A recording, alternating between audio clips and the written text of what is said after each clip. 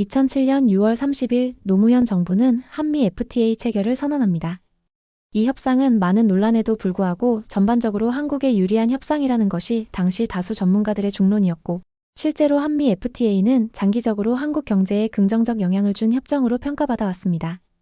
노무현 정부는 미국 측의 소고기 전면 수입을 허용하면 국회 비준이 어려울 것이라며 단계적 수입 확대 또는 부분 수입 허용 방안을 제안했지만 미국은 이를 거부했습니다. 이로 인해 협정 비준은 교착 상태에 빠졌고 결국 그 부담은 새로 출범한 이명박 정부에게 넘겨졌습니다. 2008년 4월 18일 이명박 정부는 미국산 소고기 수입 전면 재개를 발표하게 됩니다. 사실 미국산 소고기 수입은 이미 노무현 정부 시절 일부 조건부로 재개된 바 있습니다. 당시 정부는 미국의 요구를 수용해 30개월 미만 특정 위험물질 제거 조건을 붙여 수입을 허용했죠. 그러나 미국은 이를 불완전하다고 보고 FTA 비준 조건으로 전면 수입을 강하게 요구했던 것입니다. 이명박 정부가 들어선 지 불과 20일 만에 소고기 협상이 타결되자 광장은 들끓기 시작합니다. PD수첩은 미국산 소고기를 먹으면 인간 광우병에 걸린다는 취지의 방송을 내보냈고 뇌송송 구멍타기라는 단어가 인터넷과 촛불을 타고 전국으로 번졌습니다. 어떤 여자 연예인은 미국산 소고기를 먹느니 차라리 청산가리를 먹겠다고 말했죠. 하지만 시간이 흘러 드러난 건 그 모든 공포가 허구였다는 사실입니다. 실제로 광우병으로 인해 전 세계에서 사망한 사람은 250명 남짓이고 그중 미국 내 사망자는 단 3명이지만 이들 모두 미국에서 감염된 사례는 아니었습니다.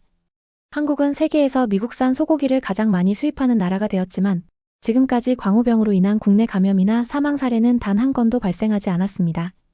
2011년 대법원은 PD수첩의 보도 내용 중 상당수가 허위라는 판결을 내렸고 방송사의 정정 보도를 명령했습니다. 당시 한국경제연구원은 촛불 집회로 인한 사회적 손실을 3조 7천억 원으로 추산했습니다.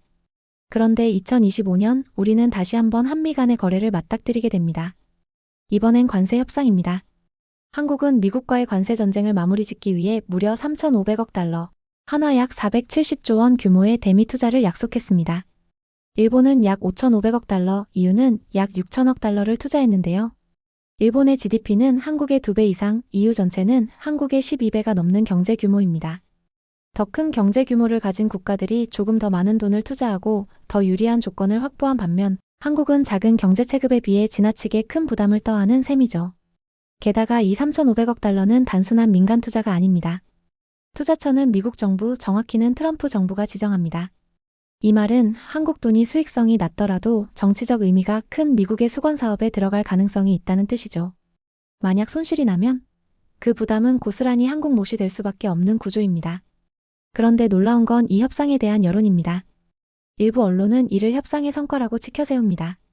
하지만 국민들 중 일부는 3,500억 달러를 3,500억 원으로 착각하고 있는 건 아닐까 하는 생각마저 듭니다. 이런 착각이 일어나지 않았다면 이 협상을 잘한 협상이라고 평가하는 건 어불성설입니다. 2008년 미국산 광우병 소고기 수입을 반대하며 전국이 촛불로 뒤덮였던 그 시절.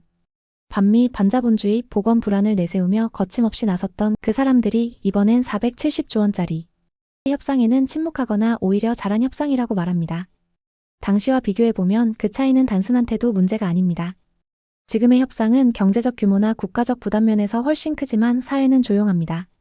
이것은 결국 진영 논리에 따라 옳고 그름이 달라지는 한국 사회의 현실을 드러내는 장면이기도 합니다. 진영에 따라 기준이 달라지는 것, 그건 누구에게나 있을 수 있는 내로남불일지 모릅니다. 누구나 자기 편에 조금 더 관대해질 수는 있습니다. 하지만 그게 반복되고 원칙 없이 이어진다면 결국 내로남불은 단순한 편향이 아니라 철저한 위선이 됩니다. 저는 전문가는 아니지만 상식을 깊이 있게 생각하고 싶은 사람입니다. 그리고 함께 생각해볼 만한 주제가 있다면 언제든 제안해주세요. 함께 고민해보겠습니다.